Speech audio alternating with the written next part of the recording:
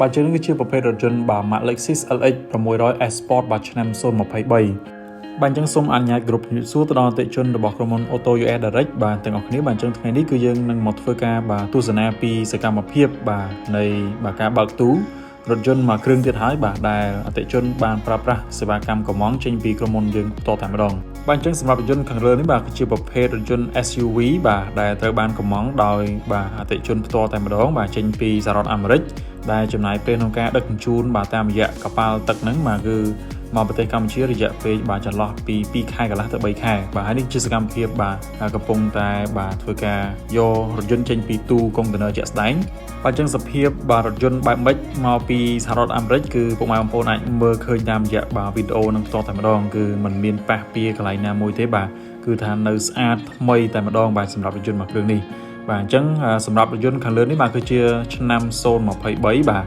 LX បាទ600ប្រភេទបាទ S Sport អញ្ចឹងគឺថាគឺមុខតាក់ទាញហើយនឹងស្រស់ស្អាតមែនទែនបាទសម្រាប់ប្រភេទ S Sport នេះពុកម៉ែបងប្អូនបាទអញ្ចឹងបើតាមការកម្មង់ជាក់ស្ដែងសម្រាប់រថយន្តខាងលើនេះបាទគឺត្រូវបានកម្មង់បាទខ្ទង់ខែ1បាទអញ្ចឹងគឺមកដល់ស្រុកខ្មែរបាទគឺដើមខែបាទ4ខែមេសា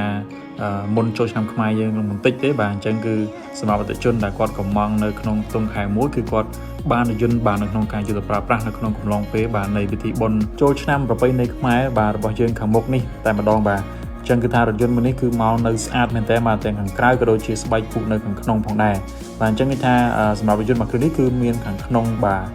ពណ៌ខ្មៅជាមួយនឹងស្បែកពុកដ៏ប្រណិតបាទសម្រាប់ស៊េរី S Sport នេះពុកម៉ែបងប្អូនបាទអញ្ចឹងគឺថាមានសភាពទូលាយមែនតើបាទសម្រាប់ប្រភេទរថយន្ត SUV ខ្នាតធំមួយនេះបាទអញ្ចឹងអាចទុកចិត្តទៅលើប្រភេទ Lexus LX 600នេះបានបាទ